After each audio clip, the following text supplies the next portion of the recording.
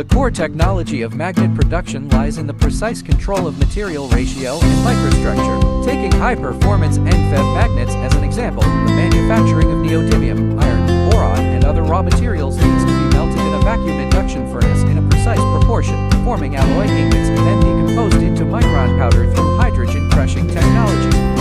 Then the orientation molding is carried out in the pulsed magnetic field of 20,000 Gauss, and the dense structure is formed by recrystallization of grains in the sintering process. In order to prevent oxidative corrosion, the finished product also needs to be multi-layer electroplating treatment. Common nickel-copper-nickel composite coating. The 100 years of evolution of the magnet